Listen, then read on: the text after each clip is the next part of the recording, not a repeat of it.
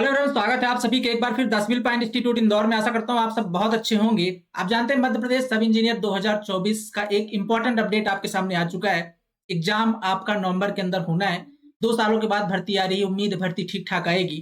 ठीक है, अब यहाँ से आपके पास जो समय बचा हुआ है 8 से 10 महीने का, उसको आप कैसे यूटिलाइज कर सकते हैं, कैसे आप इस एग्जाम की तैयारी कर सकते हैं और कैसे आप इस एग्जाम को क्लियर कर सकते हैं। आज हमारे साथ हैं प्रशांत जी, जो 2022 बैच के सिलेक्टेड हैं हमारे। ठीक है, और आज उनसे जानेंगे उन्होंने कौन सी रणनीति अपनाई इस एग्जाम को क्लियर करने में। बहुत अच्छे मार्क्स से बहुत अच्छे डिपार्टमेंट के अंदर अभी एज ए सब इंजीनियर पदस्थ हैं। तो आज हमारे साथ बातचीत के लिए है हमारे साथ प्रशांत जी। प्रशांत, सबसे पहले आप अपने बारे में थोड़ा सा बताइए। हेलो सर, कैसे हैं आप? बस बढ़िया, आप बताइए। मैं भी बढ़िया हूँ। मैं यहाँ पे पीएचई विभाग में सिलेक्शन हुआ था मेरा उस टाइम पे। हम्म, और यहाँ सागर डिवीजन में, देवरी सब डिवीजन में पोस्टेड हूँ। हम्म। तो पहले थोड़ा सा जानना चाहता हूँ एग्जाम के बारे में। क्या मार्क्स रहा जब आपका फाइनल सिलेक्शन हुआ, तो कितने मार्क्स थे आपके और क्या रैंक आई थी, कौन सा डिपार्टमेंट मिला था? उस टाइम पे सर मेरा रैंक आया था 19th रैंक यूआर में।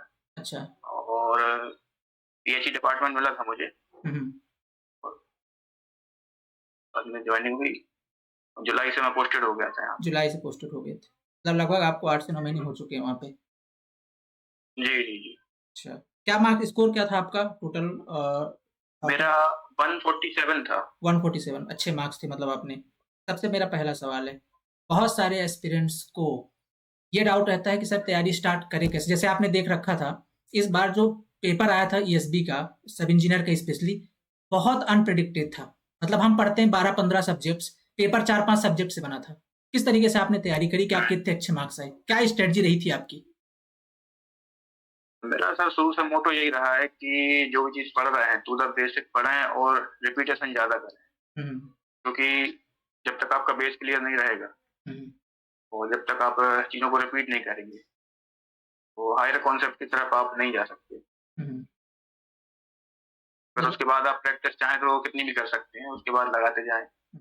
और आपका भी मेरा मतलब, आप ही की टीम से मेरे को सीखने को मिला कि रिपीट करें चीजों को, प्रैक्टिस करें, बार बार रिवाइज करें। थोड़ा सा अगर मैं तो ये सब चीजें मुझे बहुत। जी, जी, जी। थोड़ा सा अगर मैं आपके बैकग्राउंड इन्फॉर्मेशन की तरफ चलूँ तो क्या रहा, आपने बीटेक कौन सी ईयर में पास आउट किया था और आप कितने साल तैयारी कर चुके थे? सर मेरा 2021 में ग्रेजुएशन कंप्लीट हो गया था। आईटीडी कॉलेज से था मेरा। हम्म, और वहां से बीटेक किया मैंने। देन गेट की प्रिपरेशन किया मैंने। हम्म, और मेन मोटिव मेरा था एमपीपीएससी एई के लिए। हम्म। लेकिन कुछ मार्क के चलते उसमें हो नहीं पाया उस टाइम पे। फिर मैंने ये वैकेंसी के बारे में सुना आप लोगों के थ्रू, और फिर इसमें जुट गया। कितने महीने का लगभग आप, जैसे नोटिफिकेशन उसका लगभग लगभग जब आया था उसके कितने महीने पहले आपने स्टार्ट कर दी थी अपनी तैयारी? जब नोटिफिकेशन आया था तो जनवरी के समय पे मैंने सुना था इसके बारे में। हाँ। और लगभग फेब के समय में मैंने तैयारी चालू कर दी थी इसकी। उस टाइम पे था कि 2-3 महीने में एग्जाम होना है। हम्म, लेकिन वो डिले होते होते फिर शायद अक्टूबर नवंबर में हुआ था, नवंबर में एग्जाम हुआ था। हम्म, मतलब एक लंबा समय मिल गया था आपको तैयारी के लिए। हम्म। देखिए, एक जैसे अब आप क्या। ये है कि इसमें अगर आपके पास तुरंत भी नोटिफिकेशन आता है हम्म, तो लोग ये ना सोचें कि ये मेरे बहुत कम समय है, हम्म, कैसे करेंगे तैयारी। हम्म, एक मोटिव लेके और एक अच्छी स्ट्रेटजी लेके हम्म। आप कर सकते हैं क्रैक। मतलब हो सकता है कि थोड़ा और बढ़ जाए टाइम, और अगर आप पहले से तैयारी में नहीं रहेंगे, हम्म। आप उस जोन में नहीं रहेंगे, तो फिर कहीं ना कहीं आपको लॉस हो जाएगा। तो अगर ये देखा जाए सब इंजीनियर एग्जाम के पर्सपेक्टिव से कितने महीने चाहिए होते हैं स्ट्रेटजी, अगर कोई एस्पिरेंट है जिन्होंने अभी तक बिल्कुल भी तैयारी नहीं की है, ठीक है, और जीरो से शुरू करना चाहते हैं, उसको कितने महीने चाहिए परफेक्ट तैयारी के लिए? अगर जीरो से शुरू कर रहा है तो मैं तो कहूँगा, क्योंकि बहुत ही वास्ट सिलेबस है इसका, हम्म, तो टेक प्लस नॉन टेक मिला के मिनिमम 10 महीने मान के चलिए आप। 10 महीने कंप्लीट लगते दस हैं। महीने तो कम से कम, कम से कम अगर जीरो से स्टार्ट करेगा। हम्म। अच्छा, बहुत सारे एस्पिरेंट की इस बार, जैसे बहुत सारे लोग को ऐसा लगा, बहुत सारे भी जो सेलेक्ट नहीं हो पाए हैं 2022 के अंदर, उनका ये कहना था कि सर हमने तैयारी लगभग सारे पेपर्स की थी, लगभग 12-15 जो सब्जेक्ट होते हैं, ठीक है? पेपर उनका 3 से 4 सब्जेक्ट से आ गया, वही से आ गया। तो ये उनके साथ हो गया कि हमने सब कुछ पढ़ा था लेकिन 2-3 सब्जेक्ट से पेपर आ गए, इसलिए हम सारे क्वेश्चन कर नहीं पाए। क्या सॉल्यूशन होना चाहिए इसका? कैसे मतलब आपने हैंडल किया था? तो उसके लिए तो सर यही है कि आप रिवाइज़ करें चीज़ों को ज़्यादा से ज़्यादा। और कुछ तो सब्जेक्ट होते हैं जिनका वेटेज हाई रहता है, लेकिन आपको लगभग सारे सब्जेक्ट कवर करके उनको रिवाइज़ करना पड़ेगा। हुँ। और बिना इसके तो मुझे नहीं लगता कि काफ़ी मुश्किल रहेगा। मतलब इसका मतलब है कि आपको सारे सब्जेक्ट एक बार पढ़ने पड़ेंगे ज़रूर से, है ना? पूरे डिटेल पढ़ने से। पड़ेंगे। क्योंकि आपकी किस्मत नहीं पता हुँ। ना आपके बैच में या आपके शिफ्ट में बस कौन-सा पेपर आ जाए, कौन से क्वेश्चन पूछ लिए जाएँ। बस उस दिन का जो होना है वो उस दिन के पेपर के बाद ही पता चलेगा आपको, हुँ। उसके पहले कुछ नहीं होता है। मतलब हमको अपने लेवल पर फुल तैयारी करके जानी है। आपको अपना बेस्ट देना पड़ेगा, उसमें कोई शक नहीं है। अच्छा, एक्चुअली क्या है कि आप मेरे से काफ़ी मतलब कनेक्टेड रहते थे व्हाट्सएप पे। बहुत ज़्यादा डिमोटिवेशन फ़ील हाँ, किया है उस टाइम पे। मैंने जैसे है ना कहीं आप जैसे रिज़ल्ट डिले हो रहा है, एग्ज़ाम डिले हो रहा है, मेरे से बोल रहे हैं सर एग्ज़ाम डिले हो गया, है ना? घर का बहुत प्रेशर है। क्या उस समय क्या प्रॉब्लम चल रही थी? थोड़ा-सा आज बताइए क्योंकि ये एक मोटिवेशन का काम करेगी जो आने वाले एस्पिरेंट्स हैं उनके लिए। बिल्कुल, अब क्या है कि आप उम्मीद में रहते हो, आप इंतज़ार में रहते हो, तो कहीं न कहीं आपको लगता है कि जिस चीज़ के लिए मैं एफर्ट डाल रहा हूँ, जिस चीज़ के लिए मैं तैयारी कर रहा हूँ, वो सच में होने वाला है कि नहीं होने वाला है, ये डिले पे डिले होते जा रहा है। हुँ, मैं हुँ। तैयारी जिस तरीके से कर रहा हूँ, कहीं ये वेस्ट ना चली जाए। हुँ, हुँ। तो उस हिसाब से काफ़ी डिमोटिवेट फील करते हैं लोग, जब तैयारी में रहते हैं। लेकिन कहीं न कहीं आपको जुड़े रहना पड़ेगा, बने रहना पड़ेगा फ्लो। हुँ, जो तैयारी है आपकी उसको छोड़ना नहीं है हुँ। और ये सोच के चलें कि कहीं न कहीं ये यूज़ में आएगी, भले ही इस एग्ज़ाम में ना आए, आगे चल के कहीं न कहीं पे यूज़ में रहेगी। हुँ, मतलब सिलेक्शन हो जाएगा। बहुत सारे एस्पिरेंट अभी मैसेज करते हैं कि सर मैंने 2022 में जब आई थी सब इंजीनियर की भर्ती, तब बहुत मेहनत करी, ठीक है? कुछ कारण की वजह से सिलेक्शन उनका नहीं हो पाया। अब वो डिमोटिवेट हो रहे हैं। उनको क्या सलाह देना चाहते हैं? जैसे आप भी लंबे समय से तैयारी कर रहे थे। अब वही मैं बता रहा हूँ कि आपकी जो तैयारी है, हुँ, वो अगर आप सही स्ट्रैटेजी के साथ कंटिन्यूअसली करते रहेंगे, तो कहीं न कहीं उसका फ़ायदा आपको ज़रूर होगा। हो सकता है एक 1 एग्ज़ाम, 2 एग्ज़ाम ना निकले, हुँ। लेकिन कहीं न कहीं चल के वो आपकी जो मेहनत है, वो वेस्ट नहीं जाएगी, वो कहीं न कहीं जाके आपको यूज़ ज़रूर आएगी। मतलब सार यही है कि भैया आपको मैंने तैयारी नहीं भी शुरू छोड़नी। में जेईई के लिए तैयारी कर रहा था, हुँ, एसएससी के लिए तैयारी कर रहा था, गेट के लिए कर रहा था। हुँ, तो बहुत से एग्ज़ाम मेरे भी ऐसे रहे हैं कि जिसमें मेरा नहीं हुआ हुँ, और इन्हीं के चलते काफ़ी डिमोटिवेशन भी हुँ, करना पड़ा मुझे फेस करना पड़ा। हुँ। लेकिन कहीं न कहीं ये अंदर रखा कि नहीं ये यूज़ में लाना है हमें और इसी के चलते मैंने मतलब आपका सार ये है कि भई देखो ऐसा है, काफ़ी लंबे समय से मैंने भी एग्ज़ाम दिए थे, सिलेक्शन नहीं हुआ, लगा हुँ, रह गया, फाइनली एक एग्ज़ाम में हो गया, ठीक है? तो आने वाले एस्पिरेंट्स को तो मैं यही कहना चाहूँगा जैसा आप देख रहे हैं इनका कि भई इन्होंने एग्ज़ाम छोड़ा नहीं, जैसे आप अगर एक एग्ज़ाम पे आपका सिलेक्शन नहीं होता, 2 में नहीं होता, आप अपनी तैयारी छोड़ देते हैं डिमोटिवेट होकर के, है ना? वो चीज़ें आपको क्विट नहीं करनी है, लगे रहिएगा, एक एग्ज़ाम नहीं निकला तो दूसरा निकल जाएगा।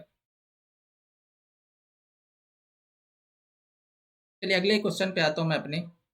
सब इंजीनियर के अंदर आप देखते हैं टेक्निकल के अंदर टोटल हम जो एनालिसिस करके पढ़ते हैं 12 सब्जेक्ट होते हैं, ठीक है? ओवरऑल 10 से 12 सब्जेक्ट होते हैं, बिल्कुल। है ना? आपके अकॉर्डिंग आपने किस तरीके से इन सब्जेक्ट को प्रिपेयर किया था या आप क्या कोई ऐसा बताना चाहते हैं कि मोस्ट इम्पोर्टेंट सब्जेक्ट कौन-सा रहा है, जो आपके हुँ। बहुत हेल्प हुई आपके सिलेक्शन के लिए, जिसको आपने बहुत अच्छे से पढ़ा था?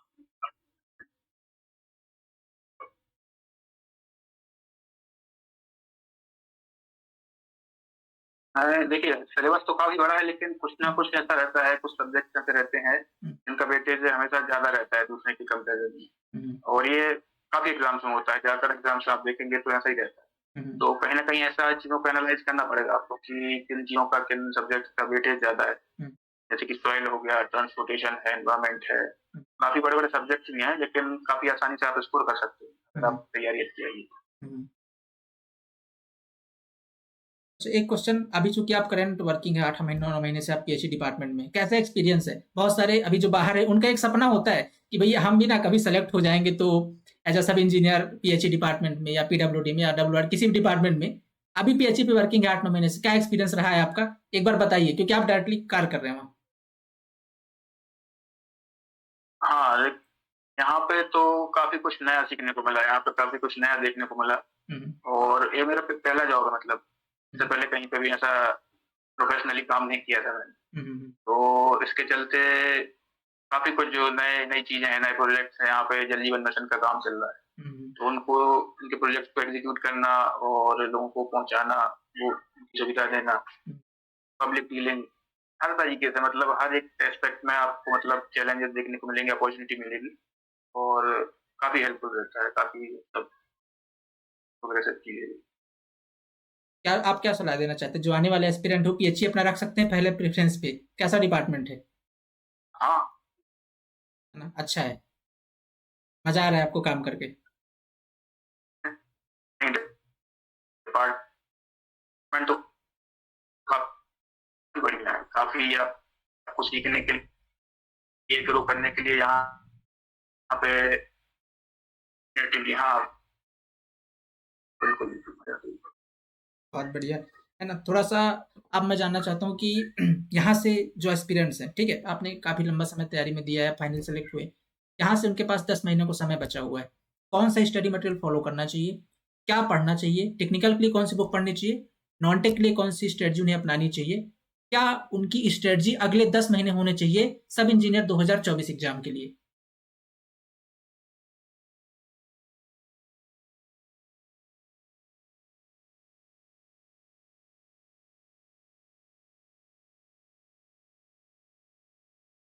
आवाज़ सुन पाए प्रशांत आप?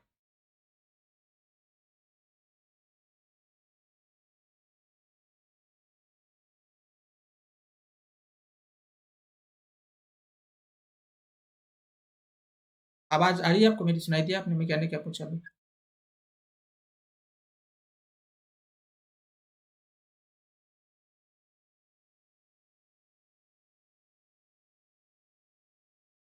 कहीं न कहीं इसके लिए अगर आप आ रही है। जी, जी। बताइए।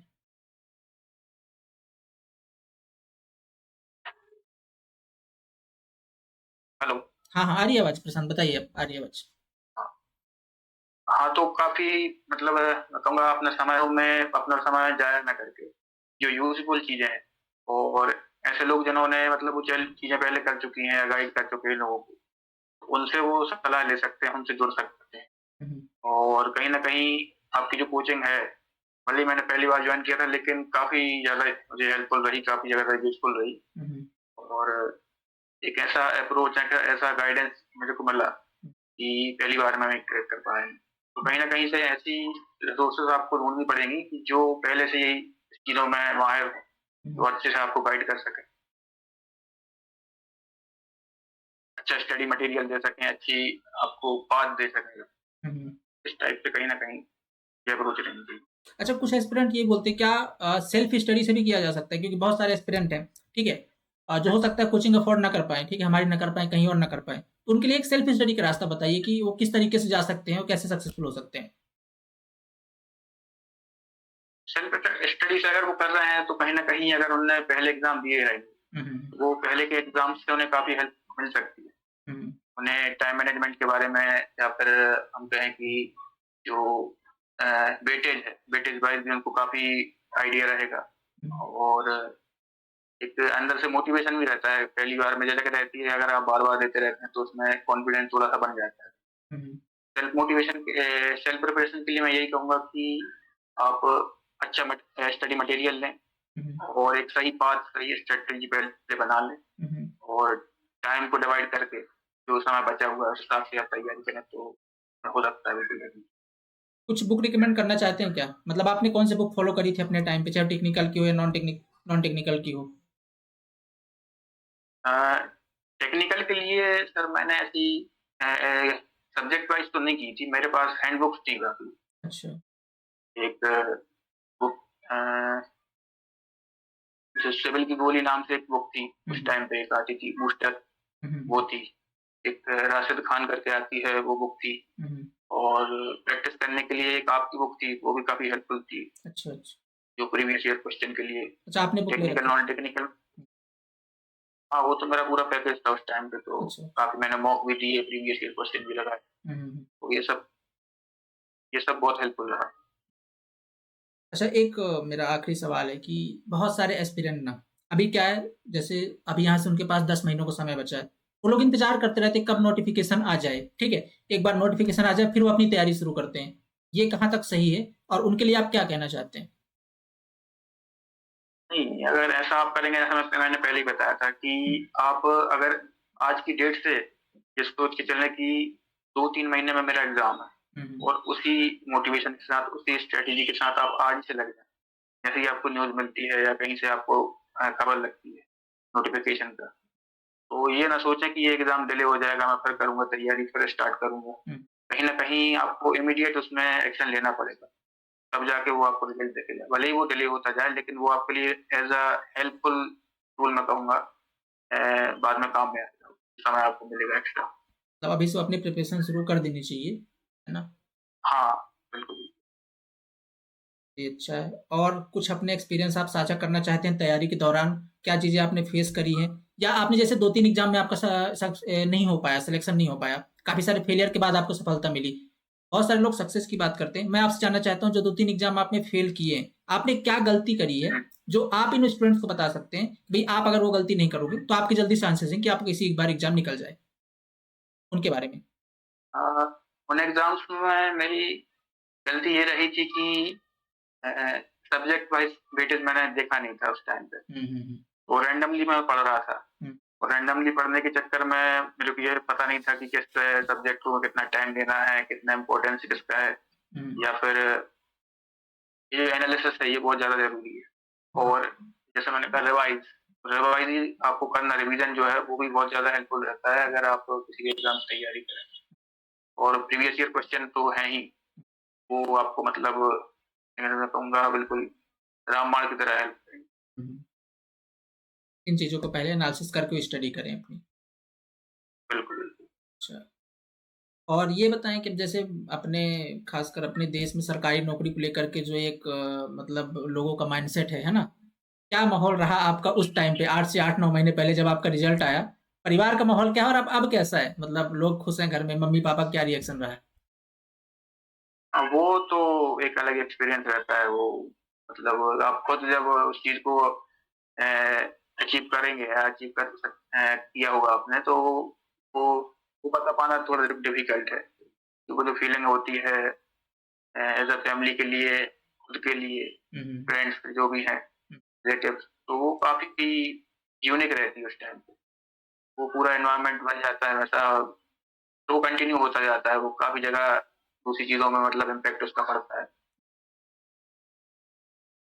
बढ़िया है। ये लोगों के लिए एक मोटिवेशन होता है कि भई अ, आप जिनके लिए मेहनत कर रहे हैं, जिन्होंने आपको इतने पैसे करके पाला-पोसा, बड़ा किया और एक अच्छी शिक्षा दी और जब आप उनके लिए गवर्नमेंट जॉब लेके जाते हैं, निश्चित तौर पर उनकी खुशी का ठिकाना नहीं रहता।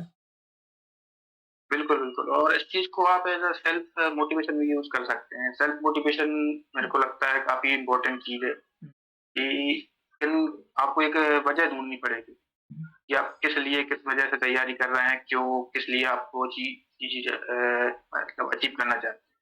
अगर आप ये वजह ढूँढ लेते हैं, तो ये आपके लिए काफ़ी इम्पोर्टेंट है, काफ़ी मददगार है। हुँ, हुँ। बिल्कुल, बिल्कुल, वजह बहुत ज़रूरी है और जहाँ तक बात करी आपने वजह वो मोटिवेशन की, ठीक है? जब डिमोटिवेशन का दौर आता था, एग्ज़ाम नहीं हो रहा है, 2-3 एग्ज़ाम में फेल हो गए, आपके लिए वो क्या वजह रही है? ठीक है कि भई मेरे को ये एग्ज़ाम क्लियर करना है, कैसे भी करके आपने क्विट नहीं किया। बस मेरे को वही सेल्फ मोटिवेशन था कि कुछ ना कुछ तो करना ही है, और मेरा जो पहले का जो पड़ी हुई चीज़ें थी, हुँ, मैंने प्रिपरेशन करी थी, तो वो मैं सोचता था कि ये वेस्ट नहीं जानी चाहिए। अब यहाँ तक कर लिया है तो आगे भी थोड़ा एफर्ट लगा के, हो सकता है कि ना भी हो, लेकिन हो सकता है कि हो भी जाए। हुँ, तो हुँ। ये दोनों चीज़ें अपने माइंड में रखते हुए लोगों को आगे की तैयारी करनी चाहिए। बिल्कुल। अच्छा एक चीज़ और होता है जैसे किसी भी एग्ज़ाम के लिए कहा जाता है कि अगर आप कोई भी खासकर सीबीटी एग्ज़ाम निकालना चाहते हैं या फिर एमसीक्यूज़ एग्ज़ाम निकालना चाहते हैं, उसके लिए आपकी थ्योरी से ज़्यादा आपकी प्रैक्टिस इम्पोर्टेंट है। आप कितना क्वेश्चन्स प्रैक्टिस करते हैं। उसके लिए आपने कौन-सी बुक सजेस्ट करी थी हुँ। या किसको आपने प्रेफ़र दिया कि उस बुक से अगर पढ़ लें तो क्वेश्चन अच्छे बनते हैं? अ अ, एक बुक तो मैं कहूँगा ये आपका हो गया यूथ पब्लिकेशंस, हुँ, हुँ। जिसको रहता है जो बहुत सारे क्वेश्चंस रहते हैं उसमें। हुँ, हुँ। गुप्ता एंड गुप्ता करके भी है। हुँ, हुँ। और अगर आप अदर स्टेट के जो जेईई के क्वेश्चन रहते हैं, हुँ, मैं हुँ। कहूँगा उनको ज़्यादा आप प्रैक्टिस करें। हुँ, हुँ। वो ज़्यादा हेल्पफुल आपको रहेंगे किसी पब्लिशर की जगह, मतलब मैं कहूँगा कि जो अदर स्टेट के जेईई के रहते हैं, एसएससी, आरआरबी के, हुँ। तो ये कहीं न कहीं बहुत ज़्यादा आपको हेल्पफुल रहेंगे। अच्छा, वो आपने करे थे खूब सारे प्रैक्टिस। हाँ, वो मैं बिल्कुल। तो ये अच्छा लगा। एक मेरा आखिरी सवाल है आपसे, आपके सिलेक्शन जी, में जी। 10 सिविल पॉइंट का कितना रोल रहा? कितना मानते हैं? ईमानदारी से बताइए।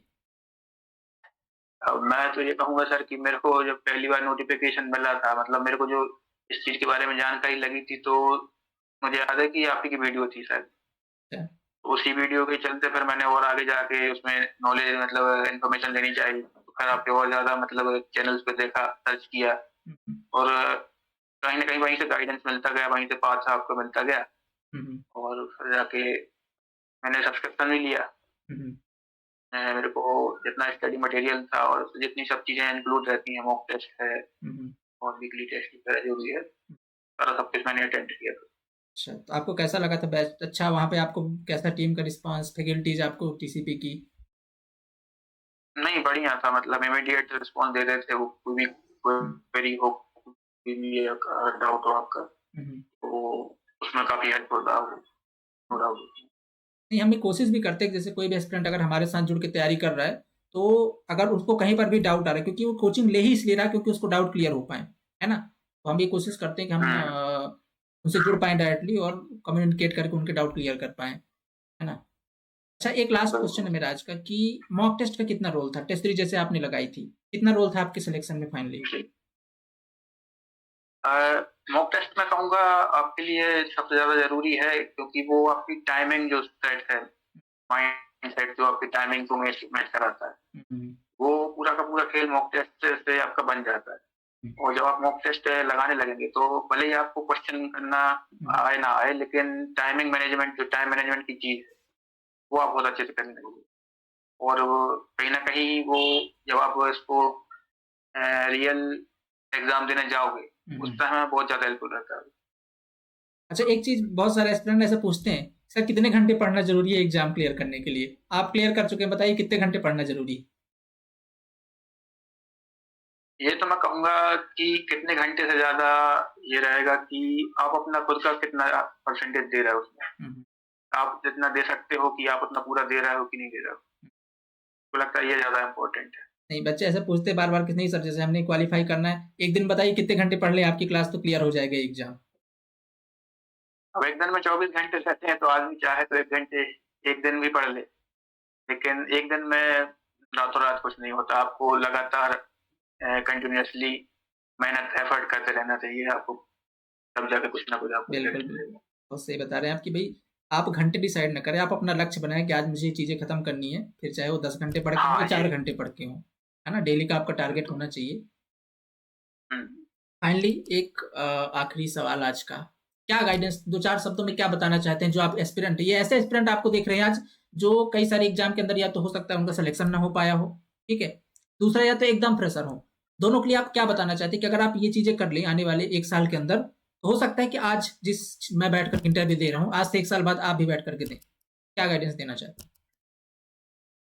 मैं बस ये कहूँगा कोई अगर फ्रेशर है, हुँ, तो उसके लिए चांस ये है कि उसके लिए नया एक्सपीरियंस मिल सकता है उसको, एक एग्ज़ाम देने से। हुँ, हुँ, हो सकता है कि वो पास ना हो, लेकिन कुछ ना कुछ उसमें सीख के वो ज़रूर जाएगा। और जो पहले से तैयारी कर रहे हैं, उनके लिए ये रहेगा कि पहले से ही उनके पास काफ़ी मटेरियल है, काफ़ी मतलब उनके पास स्ट्रैटेजी है, सब चीज़ें उनका मतलब बना-बनाया हुआ है। तो थोड़ा-सा और एफर्ट देके वो यहाँ पे मतलब कर सकते हैं। तो दोनों के लिए कहीं न कहीं चांस बना रहता है, अगर चाहे फ्रेशर हो या कोई पुराना स्टूडेंट हो, तो दोनों के लिए कहीं न कहीं से वो हुँ, एज़ अ पॉज़िटिव वे में लेके आगे की तैयारी करें। जी, बहुत अच्छा लगा प्रशांत जी आपसे बात करके। निश्चित तौर पर आज की हमारी ये जो बिल्कुल सर, वार्तालाप है, ये आने वाले एस्पिरेंट्स को थोड़ा-सा गाइडेंस देगी कि भई अगर डिमोटिवेशन हो रहा है या तैयारी में कोई दिक्कत आ रही है, ये वीडियो अगर देखते हैं, थोड़ा मोटिवेशन आएगा और अपने लक्ष्य की तरफ वो बढ़ना शुरू कर देंगे। बिल्कुल सर। चलिए बहुत-बहुत धन्यवाद आपको इन सभी एस्पिरेंट्स की तरफ से। मिलते हैं अगले सेशन पे फिर एक बार। बिल्कुल, बिल्कुल। Thank you so much thank Prashant you ji. आपको भी, आपकी पूरी टीम को भी। ऐसे ही आप गाइड करते रहिए सबको जी, और कहीं न कहीं कुछ न कुछ आप लक्ष्य पहुँचाने में मदद कर रहे हैं लोगों की, नहीं, इस तो बार क्या आपने बहुत काफ़ी सारे अच्छी बात। हाँ, इस बार जो सब इंजीनियर्स हैं, लगभग जो 2000 सब इंजीनियर सेलेक्ट हुए थे, बहुत सारे सब इंजीनियर अपने क्योंकि कुछ का तो खैर डाटा भी नहीं है, कुछ 300-400 लोग, 500 लोग का डाटा है, जो अलग-अलग डिपार्टमेंट में वर्क कर रहे हैं इस टाइम पे, है ना? तो बस प्रयास है हमारा कि बस ऐसे इसी तरीके से हम मेहनत करते रहें, है ना? और आप जैसे और कितने सब इंजीनियर हम अलग-अलग साल जब वैकेंसी आए तो निकालते रहें। बिल्कुल सर। चलिए बहुत-बहुत धन्यवाद आप ईशान जी आपका। फिर मुलाकात होगी आपकी। ठीक है, सेशन यहीं समाप्त करते बिल्कुल हैं। सर, बिल्कुल। Thank you, thank you. Thank you so much.